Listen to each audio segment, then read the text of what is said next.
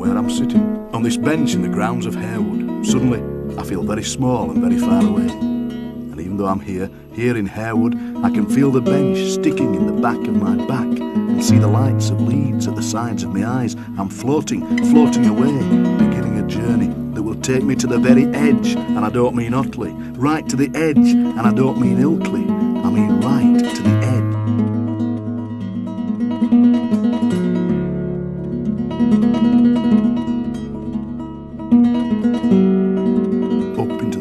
Space's freezing kiss, up until the earth looks like a Christmas tree bauble, and the stars and the planets are bright, brighter than they've ever been, brighter than the street lights I left behind, and I'm falling and turning and twisting towards the moon. The moon that we think we all know from childhood stories and from our own back gardens as it grows and falls away there behind the trees. Sometimes a football, sometimes a fingernail, sometimes a pound coin, sometimes a half smile.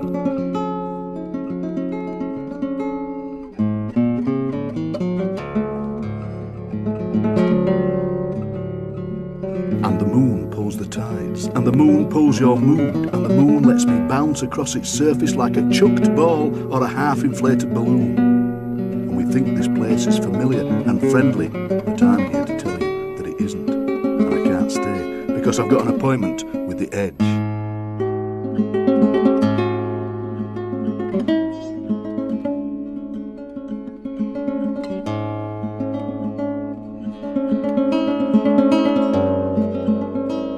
And this solar system is a cold place, cold as a fridge on a winter morning, cold as a fridge that's been left out in the snow. And I'm turning in the freezing emptiness towards a star that should be warmer than this, the one called the sun, and I'm slipping through this no air in a rain of meteors that kick into the dust and become meteorites, in a rain that never ends, in a rain that batters the surface in the light of a sun that is bigger, so much bigger.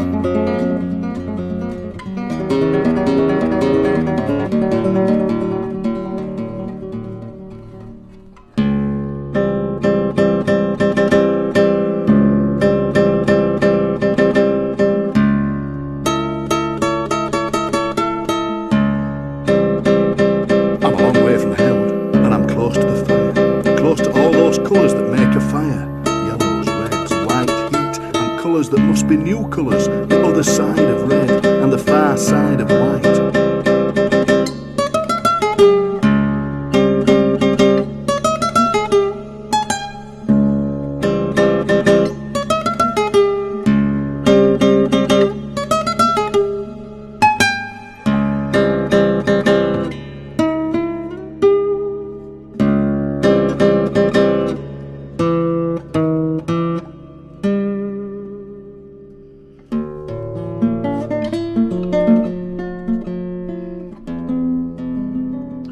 And now I'm falling into that other redness, the redness of the red planet, a colder red, a red that tickles at the edge of your eyes and tickles at the edge of your brain.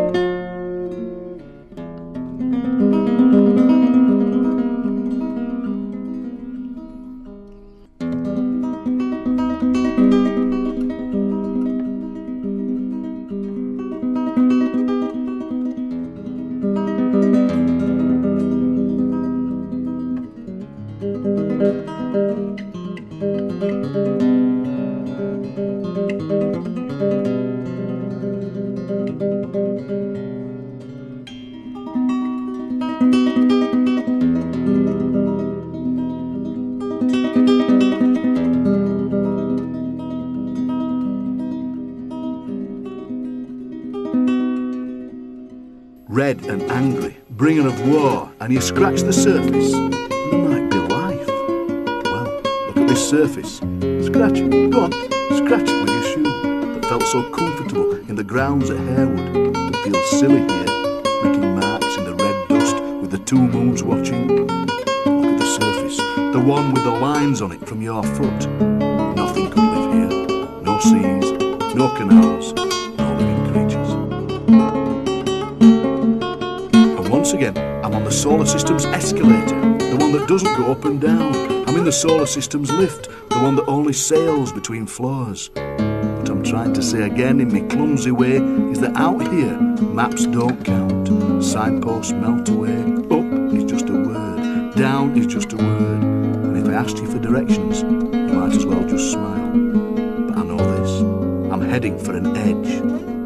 And now, in the gap between planets where I'm smaller than a full stop in a library, I'm rattling through the asteroid belt. And if this is a belt, I don't want to meet the trousers. I'm into the cold, the real cold, the desert, the empty room, the dark corridor, the deserted house.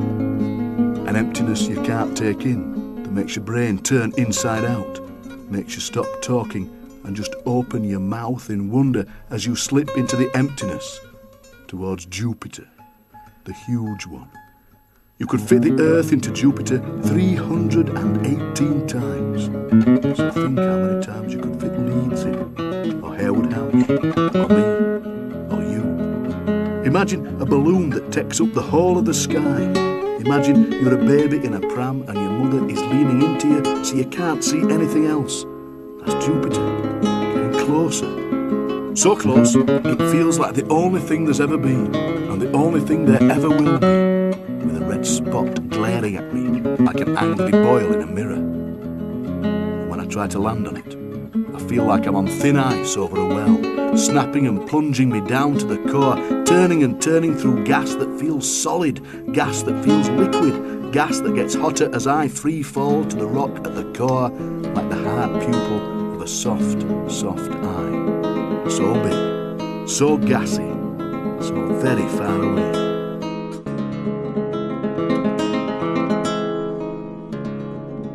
And through the emptiness again, towards the edge, the real edge, the edge where it all becomes clear, or it all stays empty forever and ever.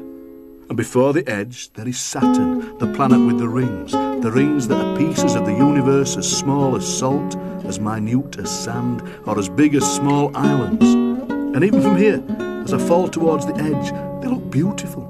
And the colours are colours I'll have to think of new names for. The feeling of them against my face is like being buried in a rainbow. And somewhere in this darkness, miles and years from home, is Uranus, guarding the almost endless sea of emptiness. And Uranus is full of surprises. It has rings fainter than Saturn's. Look, there they are. It has a North Pole, but nobody's quite sure where. It might be there. And it has seasons, although we don't know what to call them or how long they last.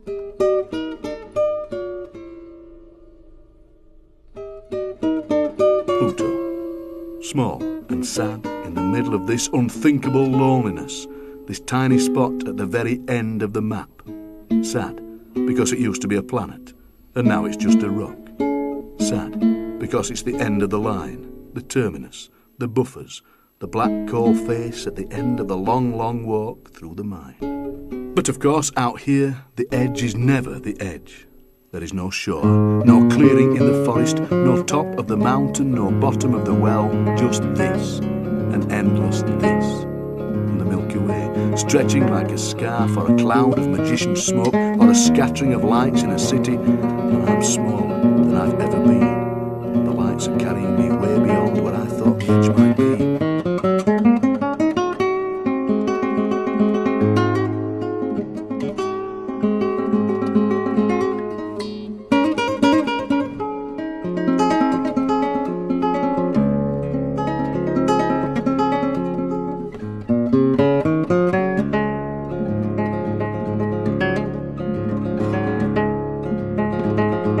So it must be time to go home, to fold into myself, to feel myself whirling round the universe's plug hole and tumbling down a lift shaft and falling through my own bones lit up like stars, to here, to this, to Harewood, to the bench.